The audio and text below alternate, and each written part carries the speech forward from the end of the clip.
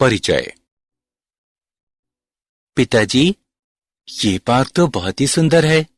यहाँ पर आनंद लेने के लिए बहुत से झूले और राउंड्स हैं। मेरे मित्र भी प्रतिदिन यहाँ आते हैं।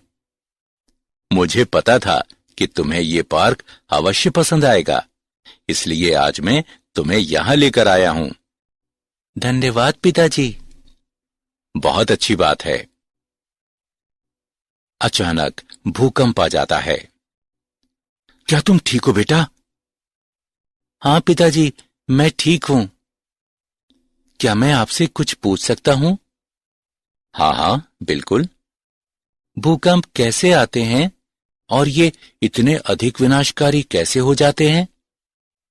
बेटा, जब पृथ्वी के भीतरी भाग में चट्टानें खिसकती हैं, तो उनके कारण भूकंप आते हैं। इस अचानक होने वाली गति के कारण आघात तरंग पृष्ठ पर आती हैं।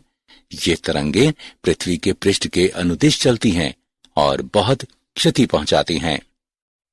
जी पिताजी, अब मुझे समझ में आ गया और मैं इन तरंगों के विषय में और जानना चाहता हूं। ठीक है बेटा, मैं तुम्हें बताऊंगा। बच्चों, आज हम तरंगों के विषय में और पढ़ेंगे। उद्देश्य। इस पाठ के अंत में आप निम्न करने में सक्षम हो जाएंगे।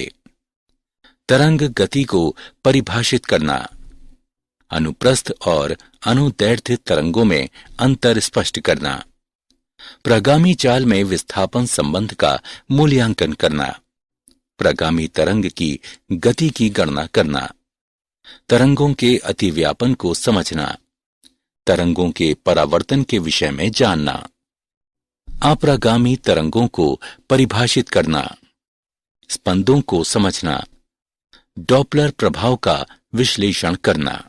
परिभाषा। तरंगों के द्वारा बिना द्रव्य की आयतन चाल के ऊर्जा का स्थानांतरण संभव होता है।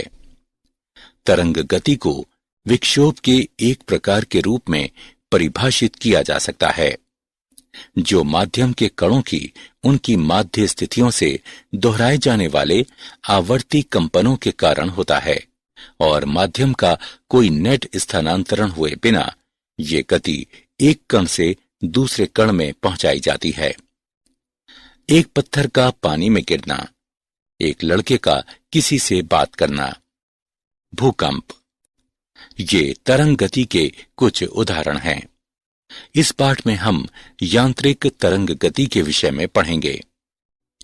यांत्रिक तरंगों को केवल उन भौतिक माध्यमों में उत्पन्न एवं संचारित किया जा सकता है जिनमें प्रत्यास्थता और जड़त्व होता है।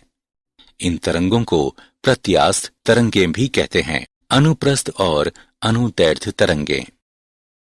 अनुप्रस्थ तरंग वो तरंग होती है जिसमें माध्यम के सभी कण अपनी माध्य साम्यावस्था पर तरंग संचरण की दिशा के अभिलंबवत दिशा में सरल आवर्ती गति करते हैं। अनुदैर्ध्य तरंग गति वो तरंग गति होती है जिसमें माध्यम के पृथक कण तरंग संचरण की दिशा के अनुदिश अपनी माध्य स्थितियों पर सरल आवर्त गति करते हैं। आइए अनुप्रस्थ तरंगों और अनुदैर्ध्य तरंगों में अंतर समझें। अनुप्रस्थ तरंगों में माध्यम के कण तरंग के संचरण की दिशा के समकोणों पर कंपन करते हैं, जबकि अनुदैर्ध्य तरंगों में माध्यम के कण तरंग के संचरण की दिशा के अनुदिश कंपन करते हैं। अनुप्रस्थ तरंगें एकांतर तुंगों यानी शीर्षों या शिखरों एवं द्रोणियों यानी गर्तों के रूप में गमन करती हैं। एक तुंग और एक द्रोणी एक तरंग बनाते हैं, जबकि अनुदैर्ध्य तरंगें एकांतर संपीडनों के रूप में गमन करती हैं। एक संपीडन और एक विदलन मिलकर एक तरंग बनाते हैं। अनुप्रस्थ तरंगें केवल ठोसों में और द्रवों के पृष्ठ पर ही बन सकती हैं, जबकि अनुदैर्ध्य तरंगें किसी भी माध्यम में बन सकती हैं। जब अनुप्रस्थ तरंगें संचरित होती हैं तो माध्यम में कोई भी दाब परिवर्तन नहीं होता है।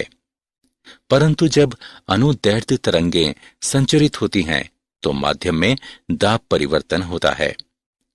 अनुप्रस्थ तरंगें एक ज्या वक्र द्वारा सीधे निरूपित की जा सकती हैं, जबकि अनुदैर्ध्य तरंगें एक ज्या वक्र द्वारा केवल अप्रत्यक्ष रूप से निरूपित की जा सकती हैं। अनुप्रस्थ तरंगें ध्रुवीकृत की जा सकती हैं, जबकि अनुदैर्ध्य तरंगें ध्रुवीकृत नहीं की जा सकती। प्रगामी चाल में विस्थापन संबंध। प्रत्येक क्षण में विस्थापन समय फलन उस क्षण पर तरंग की आकृति बताता है। ये उस अवस्थिति पर माध्यम के निर्माण की गति का भी वर्णन करता है। ज्या वक्रीय संचरित होती तरंग को निम्नानुसार वर्णित किया जा सकता है। y बराबर a sin kx घटा ओमेगा t, जहां y बराबर स्थिति x और समय t के फलन के रूप में विस्थापन है। a बराबर तरंग का आयाम, ओमेगा बराबर तरंग की कोणीय आवृत्ति, k बराबर कोणीय तरंग संख्या। आयाम ए माध्यम के निर्माणकों का उनकी साम्यावस्था से अधिकतम विस्थापन प्रदर्शित करता है। ये तरंग का आयाम कहलाता है। तरंग दैर्ध्य समान कला वाले दो बिंदुओं के बीच न्यूनतम दूरी तरंग का तरंग दैर्ध्य कहलाती है, जिसे प्रायः लेम्ला द्वारा निरूपित किया जाता है। सरलता के लिए हम कह सकते हैं कि किसी तरंग में दो क्रमिक तुंगों या द्रोणियों के बीच की दूरी तरंग दैर्ध्य होती है। आवर्तकाल। तरंग के दोलन का आवर्तकाल वो समय होता है जो एक एलिमेंट एक पूर्ण दोलन पूरा करने में लेता है। एक संचारित तरंग की चाल। सभी प्रगामी तरंगों के लिए एक सामान्य संबंध निम्न रूप में व्यक्त है। v बराबर लेम्ला बटे टी। माध्यम के किसी निर्माणक द्वारा एक पूर्ण दोलन हेतु अपेक्षित समय में तरंग पैटर्न तरंग के तरंग दैर्ध्य के बराबर दूरी तय करता है। तानित डोरी पर एक अनुप्रस्थ तरंग की चाल। माना कि एक डोरी को दो दृढ़ टेकों के बीच ताना गया है। यदि डोरी को चुटकी से खींचते हुए थोड़ा विस्थापित किया जाता है तो डोरी की लंबाई के अनुदिश एक निश्चित वेग के साथ एक उभार संचरण करता है। उभार के संचारण का वेग डोरी के तनाव और द्रव्यमान प्रति इकाई लंबाई पर निर्भर करता है। तानित डोरी पर संचरण करने वाले विक्षोभ का वेग निम्नानुसार व्यक्त है। c बराबर वर्गमूल t बटे म्यू, जहां t बराबर डोरी में तनाव, म्यू बराबर द्रव्यमान प्रति इकाई लंबाई। अब एक सिरे पर स्थिर की गई डोरी के दूसरे सिरे पर एक भार लटकाते हुए इसे तानित किया जाता है। डोरी में तनाव डोरी के प्रत्यस्थता गुण और जड़त्व से संबंधित है। तानित करने पर वेग निम्न रूप में व्यक्त होता है। c बराबर वर्गमूल t बटे पाई आर वर्ग रो, जहां r बराबर डोरी की त्रिज्या, रो बराबर सामग्री का घनत्व। एक अनुदैर्ध्य तरंग की चाल। एक अनुदैर्ध्य तरंग के संचरण का वेग माध्यम की प्रत्यास्थता तथा घनत्व पर निर्भर करता है। तरंग वेग बराबर वर्गमूल प्रत्यास्थ मॉडुलस बटे घनत्व। तरंगों के अध्यारोपण का सिद्धांत।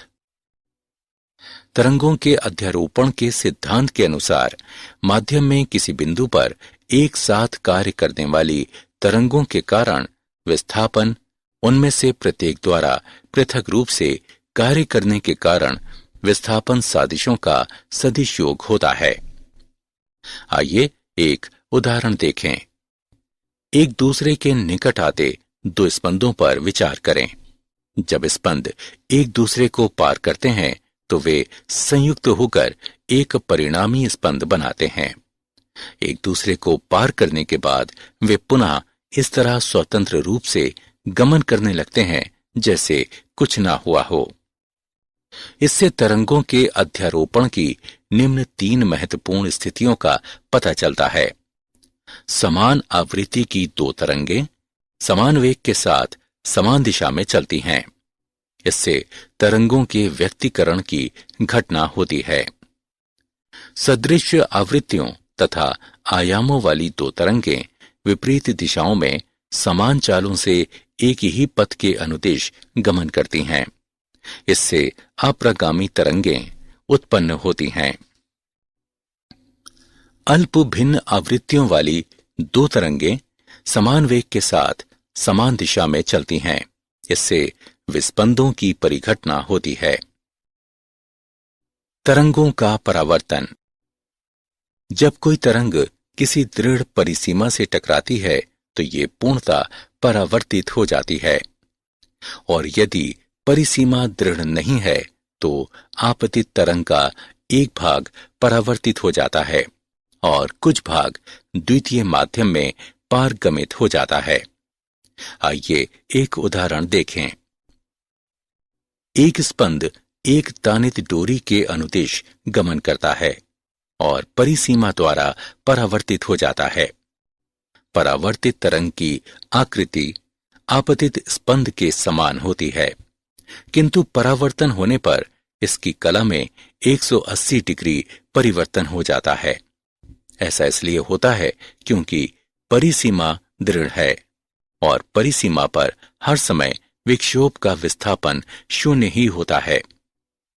जब परिसीमा नहीं होती तो परावर्तित तरंग की आकृति और कला आपतित तरंग के समान होती है। स्थैतिक अप्रगामी तरंगें। विपरीत दिशाओं में गमन करने वाली 2 एक समान प्रगामी तरंगों के अध्यारोपण द्वारा निर्मित परिणामी तरंग अप्रगामी तरंग कहलाती है। प्रस्पंद। कुछ बिंदुओं पर विस्थापन अन्य बिंदुओं की अपेक्षा सदैव अधिकतम होता है। ये बिंदु अधिकतम आयाम के साथ कंपन करते हैं और प्रस्पंद कहलाते हैं। 2 क्रमिक प्रस्पंदों के बीच की दूरी λ/2 होती है। निस्पंद। कुछ बिंदुओं पर विस्थापन सदैव शून्य होता है। ये बिंदु जो सदैव स्थैतिक रहते हैं निस्पंद कहलाते हैं। 2 क्रमिक निस्पंदों के बीच की दूरी λ/2 होती है। ये प्रेक्षित किया गया है कि एक निस्पंद और निकटस्थ प्रस्पंद के बीच की दूरी λ/4 होती है। विस्पंदें। जब लगभग समान आवृत्ति तथा समान आयाम की 2 ध्वनियां एक साथ उत्पन्न होती हैं तो परिणामी ध्वनि में एकांतर उच्चिष्ठ और अल्पिष्ठ होते हैं। नियमित अंतरालों पर ध्वनि का एकांतर उतार चढ़ाव होने की ये परिघटना विस्पंदें कहलाती हैं। आइए एक उदाहरण देखें। 2 सन्नादी तरंगे हैं जिनमें से एक की आवृत्ति 12 हर्ट्ज और दूसरी की आवृत्ति 10 हर्ट्ज है। जब वे एक दूसरे पर अध्यारोपित होती हैं तो वे 2 हर्ट्ज आवृत्ति की विस्पंदें उत्पन्न करती हैं। प्रति सेकंड सुनी जाने वाली विस्पंदों की संख्या विस्पंद आवृत्ति कहलाती है। विस्पंदें केवल तब सुनी जाती हैं जब 2 ध्वनिकारी निकायों की आवृत्तियों में अंतर 10 से अधिक नहीं होता। ऐसा श्रवण निरंतरता के कारण होता है। प्रत्येक तीव्र ध्वनि से अगली तीव्र ध्वनि तक का समय एक विस्पंद काल कहलाता है। उदाहरण। आइए विस्पंद का एक उदाहरण देखें। एक साथ बजाए जाने पर एक ट्यूनिंग फोर्क और एक वायु स्तंभ 51 डिग्री सेल्सियस पर 1 सेकंड में 4 विस्पंदें उत्पन्न करते हैं। वायु स्तंभ का तापमान घटाकर 16 डिग्री सेल्सियस कर दिए जाने पर वही ट्यूनिंग फोर्क 1 विस्पंद प्रति सेकंड उत्पन्न करता है। ट्यूनिंग फोर्क की आवृत्ति निर्धारित करें। आइए इसका हल देखें। जब वायु स्तंभ का तापमान कम किया जाता है तो वायु स्तंभ में ध्वनि की चाल कम हो जाती है। चूंकि V बराबर U बटे लैम्ब्डा, इसलिए V घटता है। चूंकि निम्नतर तापमान पर विस्पंद प्रति सेकंड की संख्या कम है, इसलिए हम ये निष्कर्ष निकालते हैं कि वायु स्तंभ की आवृत्ति ट्यूनिंग फॉर्क की आवृत्ति से अधिक है। माना ट्यूनिंग फॉर्क की आवृत्ति V है तो 51 डिग्री सेल्सियस पर वायु स्तंभ की आवृत्ति N-4, 16 डिग्री सेल्सियस पर वायु स्तंभ की आवृत्ति N-1। दिए गए मानों की गणना करने पर हम पाते हैं कि ट्यूनिंग फॉर्क की आवृत्ति 50 हर्ट्ज है। डॉपलर प्रभाव। ध्वनि का स्रोत प्रेक्षक तथा माध्यम की आपेक्षिक गति में होने पर ध्वनि की आवृत्ति में आभासित होने वाला परिवर्तन डॉपलर प्रभाव कहलाता है। आइए विभिन्न स्थितियों में ध्वनि की आभासी आवृत्ति पर चर्चा करें। स्थिति 1।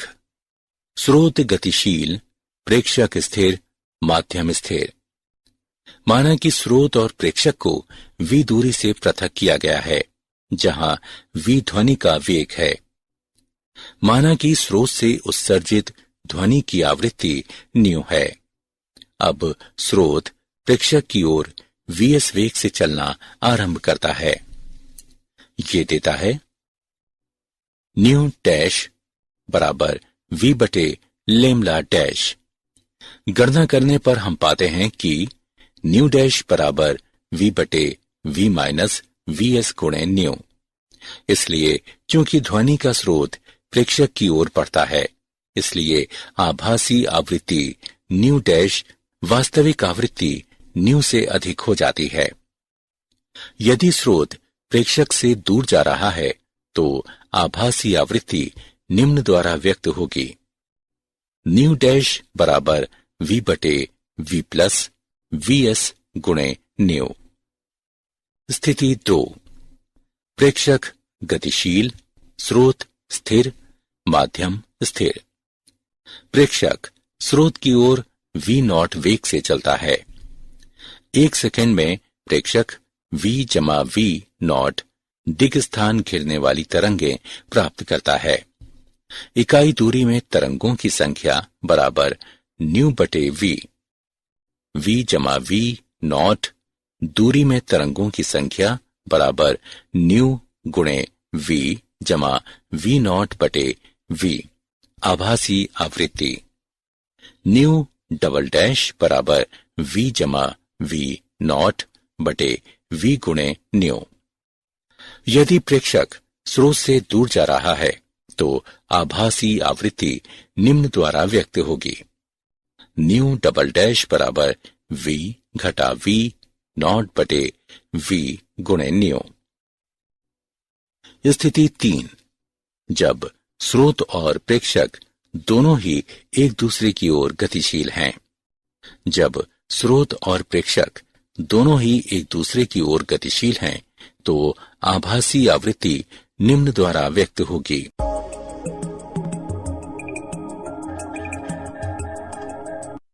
न्यू ट्रिपल डैश बराबर V जमा V0 बटे V घटा Vs गुणे न्यू। यदि स्रोत और प्रेक्षक दोनों ही ध्वनि की दिशा में चल रहे हैं तो न्यू ट्रिपल डैश बराबर V घटा V0 बटे V घटा Vs गुणे न्यू। क्या आप जानते हैं?